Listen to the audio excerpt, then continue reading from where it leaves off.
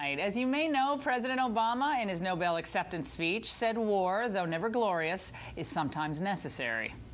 I face the world as it is and cannot stand idle in the face of threats to the American people.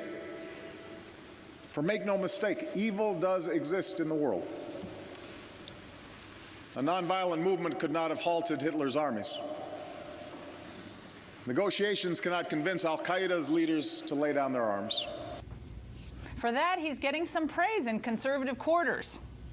This was a complex, intellectually rich, impressive speech. I thought the speech was actually very good. In some ways, it's a very historic speech. He made the case for a just war. He did. And it was pretty stunning. I liked what he said. In fact, I thumbed through my book quickly this morning to say, wow, that really sounded familiar. Well, I thought it was the best speech he's ever given on the foreign soil. But with us now is a man who was not so impressed. John Bolton is the former ambassador to the United Nations. And John, I mean, you're always the ant at the picnic. I mean, you got Gerson, Gingrich, Scarborough, Palin, and all said, you know, look, he praised America. He said war was sometimes necessary. What's your beef with the speech? Look, I thought it was shallow and sophomoric. He didn't say anything new in this speech he hadn't said in the West Point speech on Afghanistan or his 2 speeches at the UN. Like most politicians, and that's an important point, he is like most politicians, he put a lot of chum in the water for a lot of different people. It's true, he said sometimes war is necessary. Nobody's ever accused him of being a pacifist. Jimmy Carter wasn't a pacifist. Woodrow Wilson wasn't a pacifist. Neville Chamberlain wasn't a pacifist. Their mistake was fundamentally misunderstanding what to do about threats to their respective countries. And that's where Obama gets it wrong. And this speech is filled with fundamental errors that I think pose grave dangers for the U.S. One thing that he said during the speech is, America cannot act alone. You took the quote I had underlined right here. Mind meld here. Let me just say, that jumped out at me when he said that. He didn't say it's imprudent for America to act alone, or America should have allies, or we're better off. He said we cannot act. That's fundamentally wrong. But it reflects, I think, what's basically his mindset, which is he is post-American. He's against nuclear proliferation. He's against belligerent war. He just wants to resolve it through the framework of the United Nations. And that's what the real problem is. That's why North Korea and Iran continue to pursue their nuclear programs.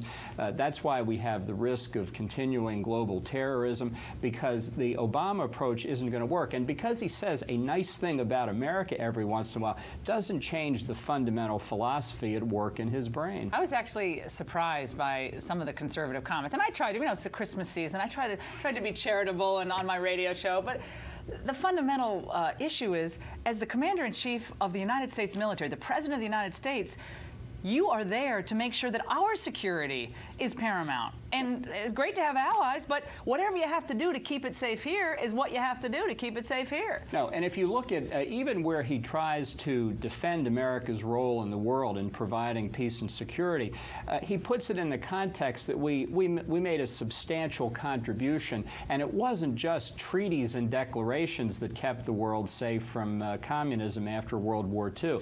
That's why I think you have to look at him as a fundamentally post-American president. America has its interest, but so do 191 other members of the United Nations, and we have to take those into account. Look, this is a president that's had some actions forced upon him by circumstances. I think Afghanistan is the paradigm case, but even in the speech where he surges American forces, he takes with one hand what he had given with the other, and that's why I think we have to look at what his priorities are: reducing our strategic nuclear posture vis-a-vis the Russians, getting more and more international climate regulation, more and more global governance. And we see at the same time, John, of course, China moving in such a rapid fashion, not only militarizing space, gobbling up commodities, their middle class is growing, their industrial output is surging, and you know we're a banker, please be nice to us. I mean, banker, would like you to cut your emissions. I mean, the whole geopolitical approach of this administration seems to me to be flawed at at the very best. Well, this is a case where we're playing softball with China and they're playing ice hockey. They are pursuing their national interest. That's what we ought to do. Well, if we had a can't president, blame 'em. exactly. If we had a president who played our national interest as his first priority, I wouldn't mind that he gets into difficult circumstances with the Chinese. That's what happens when national interest clashes. He doesn't believe in the clash of national interest. He doesn't believe in using American power to advance those interests. He said at the UN that no one nation can or should dominate another. Tell that to Beijing. Well, what are we actually going to do if they're going to Taiwan now? Is it please, pretty please, back off? I mean, what are they going to do? If I were on Taiwan, I'd be very worried. This is the kind of signal of weakness that I think provokes countries to challenge the U.S. because they think they can get away with it. In just 30 seconds, North Korea, we sent the special envoy. I love the special envoys. Sent them over to North Korea, 3 days of talks, high-level talks. Never had such high-level talks before. What do we get? Well, I think the North Koreans will come back to the negotiating table at the six-party talks, and you know what that means? They're setting us up to give them more tangible economic and political concessions. Right? They are not going to give up their nuclear weapons program through negotiations. Neither is Iran, while we're on the subject. Ambassador John Bolton, always great to see you. Merry Christmas and Happy Hanukkah to all our Jewish viewers out there.